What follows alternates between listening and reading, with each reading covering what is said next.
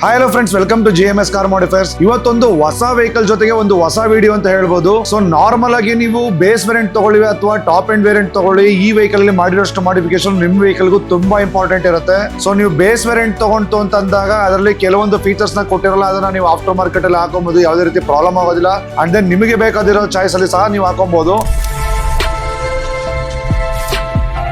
So ಹಾಗೆ ಇವತ್ತು ಸಹ ಒಂದು ಕಿಯಾ ಸೋನೆಟ್ ಒಂದು ವೆಹಿಕಲ್, ಒಂದು ಬ್ರ್ಯಾಂಡ್ ನ್ಯೂ ವೆಹಿಕಲ್. ಸೊ ಅವರು ಸಹ ಬೇಸ್ ವೇರಿಯಂಟ್ ನ ಬುಕ್ ಮಾಡಿದ್ರು. ಸೊ ಆ ವೆಹಿಕಲ್ ಅಲ್ಲಿ ಅವರಿಗೆ ಕಂಪ್ನಿಯಿಂದ ಕೊಟ್ಟಿದ್ದಂತ ಆಡಿಯೋ ಔಟ್ಪುಟ್ ಅಲ್ಲಿ ಆಗ್ಬೋದು ಅಥವಾ ಹೆಡ್ಲೈಟ್ ಪರ್ಫಾರ್ಮೆನ್ಸ್ ಅಲ್ಲಿ ಆಗ್ಬೋದು, ಯಾವುದೇ ರೀತಿ ಸ್ಯಾಟಿಸ್ಫ್ಯಾಕ್ಷನ್ ಇರಲಿಲ್ಲ. ಅದಕ್ಕೋಸ್ಕರ ಈ ವೆಹಿಕಲ್ ಅಲ್ಲಿ ನಾವು ಈ ಎರಡು ಮಾಡಿಫಿಕೇಶನ್ಸ್ ನ ಅಪ್ಗ್ರೇಡೇಷನ್ ಮಾಡಿದೀವಿ. ಇದು ನಿಮ್ಗೆ ಎಲ್ಲಾ ವೆಹಿಕಲ್ಗೂ ತುಂಬಾ ಇಂಪಾರ್ಟೆಂಟ್ ಇರುವಂತ ಮಾಡಿಫಿಕೇಶನ್ ಅಂತ ಹೇಳ್ಬೋದು. ಸೊ ಫಸ್ಟ್ ಈ ವೆಹಿಕಲ್ ಅಲ್ಲಿ ಲೈಟ್ ಅಪ್ಗ್ರೇಡೇಷನ್ ಅಂತ ಬಂದಾಗ ಕಂಪ್ನಿಯಿಂದ ಕೊಟ್ಟಿರುವಂತದ್ದು ನಾರ್ಮಲ್ ಹ್ಯಾಲೋಜನ್ ಬಲ್ಬ್ ನ ಕೊಟ್ಟಿದ್ರು. ಸೊ ಅದರಲ್ಲಿ ನೀವು ಸಿಟಿಯಲ್ಲಿ ಡ್ರೈವ್ ಮಾಡ್ಕೊಬಹುದು. ಅದೇ ಹೈವೇ ಅಂತ ಬಂದಾಗ ಯಾವುದೇ ರೀತಿ ನಿಮ್ಗೆ ಪರ್ಫಾರ್ಮೆನ್ಸ್ ಕೊಡೋದಿಲ್ಲ. ಅಂಡ್ ದೆನ್ ಅಷ್ಟೇ ಅಲ್ಲದೆ ಇದರಲ್ಲಿ ನಿಮ್ಗೆ ಕಂಪನಿಯವರು ಬಂದು ಸ್ಟ್ಯಾಂಡರ್ಡ್ ಪ್ರಕಾರ ಅದ್ರ ಪವರ್ ನ ಕೊಟ್ಟಿರ್ತಾರೆ. ಬಟ್ ನೀವು ಯೋಚನೆ ಮಾಡಿ ನಮ್ಮ ಇಂಡಿಯನ್ ರೋಡ್ ಸ್ಟ್ಯಾಂಡರ್ಡ್ ಪ್ರಕಾರ ಇದೆಯಾ ಅಂತ. ಯಾಕೆಂದ್ರೆ ಕಂಪನಿಯಿಂದ ಕೊಟ್ಟಿದಂತ ಯಾವುದೇ ಹೆಡ್ಲೈಟ್ ಅಲ್ಲಿ ಪವರ್ ಇಲ್ದಿರೋದ್ರಿಂದ ನಿಮ್ಗೆ ನೈಟ್ ಟೈಮ್ ಅಲ್ಲಿ ವಿಸಿಬಿಲಿಟಿಗೆ ತುಂಬಾ ತೊಂದರೆ ಆಗುತ್ತೆ.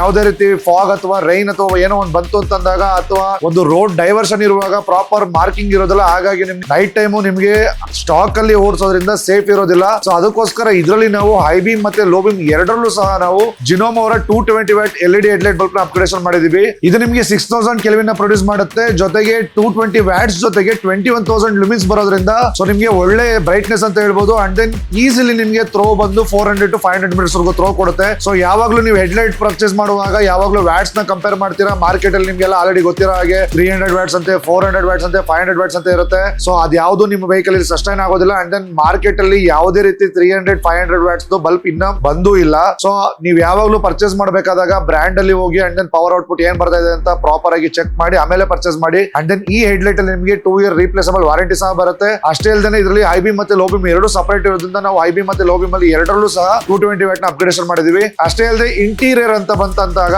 ಲಾಂಗ್ ಜರ್ನಿ ಮಾಡ್ತೀರಾ ಅಂತಂದಾಗ ಒಂದು ಒಳ್ಳೆ ಆಡಿಯೋ ಇರುವಂತದ್ದು ನಿಮ್ಗೆ ತುಂಬಾ ಇಂಪಾರ್ಟೆಂಟ್ ಇರುತ್ತೆ. ಸೊ ಸ್ಟಾಕ್ ಅಲ್ಲಿ ಕೊಟ್ಟಿದ್ದಂತ ಸ್ಪೀಕರ್ಸ್ ಬಂದು ನಿಮ್ಗೆ ನಾರ್ಮಲ್ ಆಗಿ ಈ ತರ ಬೇಸಿಕ್ ಪೇಪರ್ ಕೋನ್ ಸ್ಪೀಕರ್ಸ್ ನ ಕೊಟ್ಟಿರ್ತಾರೆ. ಸೊ ನೀವು ನೋಡ್ತಾ ಇರಬಹುದು ಬಿಲ್ಡ್ ಕ್ವಾಲಿಟಿ ಯಾವ ತರ ಇದೆ ಅಂತ. ಕಂಪ್ಲೀಟ್ ಬೇಸಿಕ್ ಪೇಪರ್ ಕೋನ್ ಮತ್ತೆ ಮ್ಯಾಗ್ನೆಟ್ ಕ್ವಾಲಿಟಿ ಸಹ ತುಂಬಾ ಚೀಪ್ ಇದ್ದು ಇದರಲ್ಲಿ ನಿಮಗೆ ಯಾವುದೇ ರೀತಿ ಆಡಿಯೋ ಔಟ್ಪುಟ್ ನ ನೀವು ಎಕ್ಸ್ಪೆಕ್ಟ್ ಮಾಡೋದಕ್ಕೆ ಆಗೋದಿಲ್ಲ. ಸೊ ನೀವು ಕಡಿಮೆ ವಾಲ್ಯೂಮ್ ಮೀಟರ್ ಕೇಳಿಸೋದಿಲ್ಲ, ಹೈ ವಾಲ್ಯೂಮ್ ಮೀಟರ್ ಅಂತಂದಾಗ ಡಿಸ್ಟಾರ್ಷನ್ ಸೌಂಡ್ ಸ್ಟಾರ್ಟ್ ಆಗುತ್ತೆ, ಕೇಳೋದಕ್ಕೆ ಕ್ಲಾರಿಟಿ ಇರೋದಿಲ್ಲ. ಸೊ ಹಾಗಾಗಿ ಕಸ್ಟಮರ್ ಫ್ರಸ್ಟ್ರೇಟ್ ಆಗಿ ಫಸ್ಟ್ ಈ ವೆಹಿಕಲ್ ಆಡಿಯೋ ಅಪ್ಗ್ರೇಡೇಷನ್ ಮಾಡ್ಬೇಕಂತ.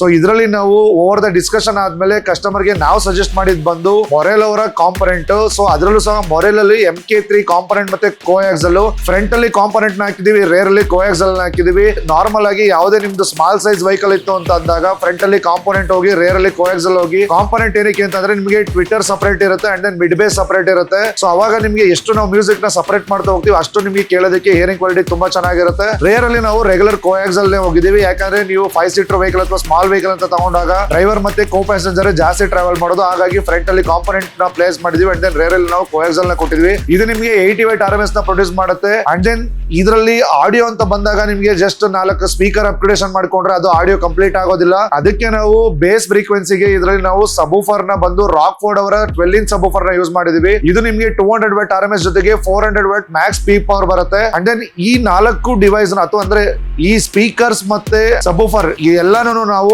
ಅವರ 5 ಚಾನಲ್ ಆಂಪ್ಲಿಫೈರ್ ಇಂದ ಪವರ್ ಮಾಡ್ತಾ ಇದೀವಿ. ಇದು ನಿಮಗೆ ಈಚ್ ಚಾನಲ್ ಅಲ್ಲಿ 4 ಚಾನಲ್ ಅಲ್ಲಿ ಈಚ್ ಚಾನಲ್ 100 ವ್ಯಾಟ್ RMS ನ ಪ್ರೊಡ್ಯೂಸ್ ಮಾಡುತ್ತೆ. ಅಂಡ್ ದೆನ್ ಸಬೂಫರ್ ಗೆ 5 ಚಾನಲ್ ಔಟ್ಪುಟ್ ಅಲ್ಲಿ ನಿಮಗೆ 320 ವ್ಯಾಟ್ RMS ನ ಪ್ರೊಡ್ಯೂಸ್ ಮಾಡೋದ್ರಿಂದ ಸ್ಪೀಕರ್ ಆಗ್ಬಹುದು ಅಥವಾ ಸಬೂಫರ್ ಆಗ್ಬಹುದು ಎನಫ್ ಪವರ್ ಅಂತ ಹೇಳ್ಬೋದು. ಸೊ ನೀವು ಯಾವುದೇ ರೀತಿ ಆಂಪ್ಲಿಫೈರ್ ನ ಚೂಸ್ ಮಾಡುವಾಗ ಅದ್ರದ್ದು ಹ್ಯಾಂಡ್ಲಿಂಗ್ ಕೆಪಾಸಿಟಿ ಏನಿದೆ ಅದನ್ನ ನೀವು ನೋಡಿ ಆಮೇಲೆ ಆಂಪ್ಲಿಫೈರ್ ನ ಡಿಸೈನ್ ಮಾಡಬೇಕು. ಅಷ್ಟೇ ಅಲ್ಲದೆ ಆಡಿಯೋ ಅಂತ ಬಂದಾಗ ಇನ್ನೊಂದು ಇಂಪಾರ್ಟೆಂಟ್ ಥಿಂಗ್ ಏನಪ್ಪಾ ಅಂತಂದ್ರೆ ವೈರಿಂಗ್. ಸೊ ಪ್ರಾಡಕ್ಟ್ ನ ಒಳ್ಳೆ ಕ್ವಾಲಿಟಿನ ಚೂಸ್ ಮಾಡ್ತೀರಾ. ವೈರ್ ಅಂತ ಬಂದಾಗ ನಿಮ್ಗೆ ತುಂಬಾ ಲೋ ಕ್ವಾಲಿಟಿ ಹಾಕುವಂತ ಚಾನ್ಸಸ್ ಇರುತ್ತೆ ಮಾರ್ಕೆಟ್ ಅಲ್ಲಿ. ಸೊ ನೀವು ವೈರಿಂಗು ಸಹ ತುಂಬಾ ಕ್ಲಿಯರ್ ಆಗಿ ತಿಳ್ಕೊಳ್ಳಿ ಯಾವ ವೈರಿಂಗ್ ನ ಹಾಕ್ತಾ ಇದಾರೆ, ಏನ್ ಮಾಡ್ತಾ ಇದಾರೆ ಅಂತ. ಫ್ಯೂಸಸ್ ಆಗ್ಬಹುದು ಅಥವಾ ವೈರ್ಸ್ ಆಗ್ಬಹುದು. ನಾವು ಬಂದು ಕ್ವಾಡನ್ ಮತ್ತೆ ಅವರ ಕೇಬಲ್ಸ್ ನ ಯೂಸ್ ಮಾಡ್ತೀವಿ. ಸೊ ಇದರಿಂದ ಇದು ನಿಮ್ಗೆ ಕಂಪ್ಲೀಟ್ CCA ಕೇಬಲ್ಸ್ ಆಗಿದ್ದು ಸೊ ನಿಮ್ಗೆ ಎಲ್ಲೂ ಫ್ರೀಕ್ವೆನ್ಸಿ ಕಟ್ ಆಗೋದಿಲ್ಲ, ಲಾಸ್ ಆಗೋದಿಲ್ಲ. ಸೊ ನೀವು ನಾರ್ಮಲ್ ಡಮ್ಮಿ ವೈರ್ಸ್ ಆಗ್ತು ಅಂತಂದ್ರೆ ಓವರ್ ದ ಪೀರಿಯಡ್ ಅಲ್ಲಿ ಔಟ್ಪುಟ್ ಕಡಿಮೆ ಆಗ್ತಾ ಬರುತ್ತೆ. ಅಂಡ್ ದೆನ್ ಒಳಗಡೆನೆ ವೈರ್ ಪೌಡರ್ ಆಗೋಗಿರುತ್ತೆ. ಸೊ ಹಾಗಾಗಿ ಔಟ್ಪುಟ್ ನಿಮ್ಗೆ ಕಟ್ ಆಗುತ್ತೆ. ಸೊ ಹಾಗಾಗಿ ಯಾವಾಗ್ಲೂ ನೀವು ಪ್ರಾಡಕ್ಟ್ ಜೊತೆಗೆ ವೈರಿಂಗ್ ಕ್ವಾಲಿಟಿ ಸಹ ತುಂಬಾ ಚೆಕ್ ಮಾಡ್ಕೊಂಡು ಅಪ್ಗ್ರೇಡೇಷನ್ ಮಾಡ್ಕೊಳ್ಳಿ. ಸೊ ಅಷ್ಟೇ ಅಲ್ಲದೆ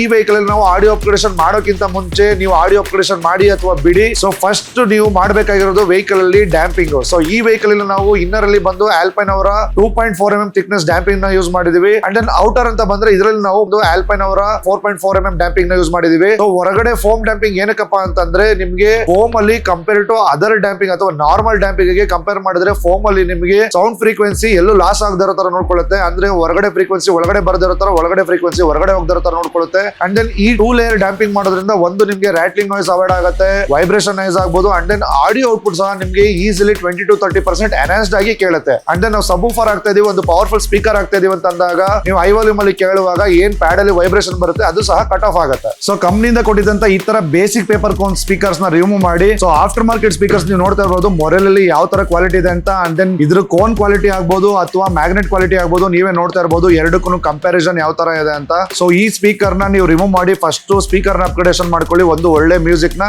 ಎಂಜಾಯ್ ಮಾಡಬಹುದು. ಸೊ ನೋಡಿದ್ರಲ್ಲ, ನಿಮ್ ವೆಹಿಕಲ್ ಸಹ ಇದೇ ಒಂದು ಇಂಪಾರ್ಟೆಂಟ್ ಮಾಡಿಫಿಕೇಶನ್ ಮಾಡ್ಕೊಬೇಕು ಅಂತಂದ್ರೆ GMS ಕಾರ್ ಮಾಡಿಫಿಕೇಶನ್ ನ ವಿಸಿಟ್ ಮಾಡಿ ಅಂಡ್ ದೆನ್ ಬೆಸ್ಟ್ ಆಫರ್ಸ್ ನ ಪಡ್ಕೊಳ್ಳಿ. Chairs guys.